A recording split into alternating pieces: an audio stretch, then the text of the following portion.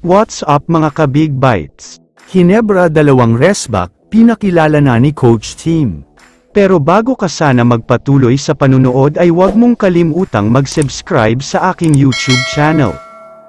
May breaking news lang tayo sandali tungkol sa bagong naturalized player ng Hinebra na si Benny Boatwright, dahil nag-attend siya sa Senado, kasama ang Hinebra assistant coach at Gilas manager na si Coach Richard Del Rosario. Ayon sa mga balita, malapit na daw talagang aprubahan ang naturalization request niya, at magiging isa na siyang ganap na Filipino citizen, makakahabol na siya para sa paparating na FIBA Olympic Qualifying Tournament na gaganapin sa July.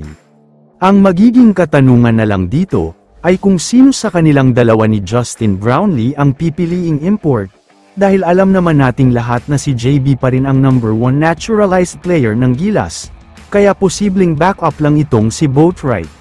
Samantala, pag-usapan na natin ngayon ang magiging laban sa pagitan ng Barangay Hinebra at Magnolia Hotshots. Maraming mga fans talaga ang sobrang excited nang mapanood ang laban na ito. Hindi na makapaghintay ang mga fans. Sino ba naman kasi ang hindi magiging excited dito? Dalawang team ito na may matinding rivalry, simula noon ay magkaribal na talaga. Pati ang mga fans ay talagang handang makipaglaban, kaya hindi na nakakapagtaka kung bakit maraming excited. Para sa kaalaman ng lahat, ngayong Sabado nagaganapin ang magiging bakbakan na ito, May 11 at ang venue ay sa Rizal Memorial Coliseum, 6:15 ng gabi ang laban, at nagkakaubusan na talaga ng tickets kaya bumili na agad kayo.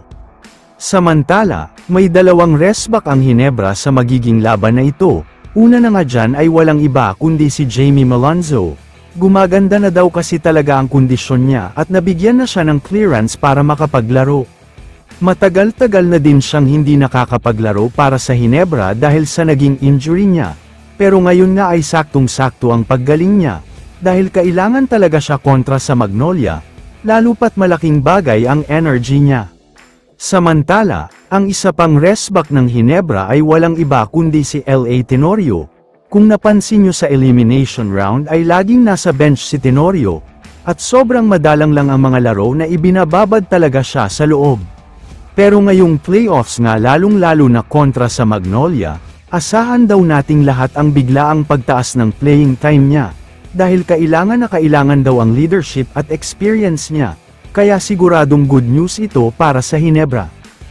Kaya naman kung kayo ang tatanungin, ano ang masasabi nyo sa 2 resback ng Hinebra? I-comment mo naman ang opinion mo tungkol sa tanong na ito. Dito na muna nagtatapos ang video na ito. Maraming salamat sa panunood mga ka-Big Bites. God bless sa inyong lahat.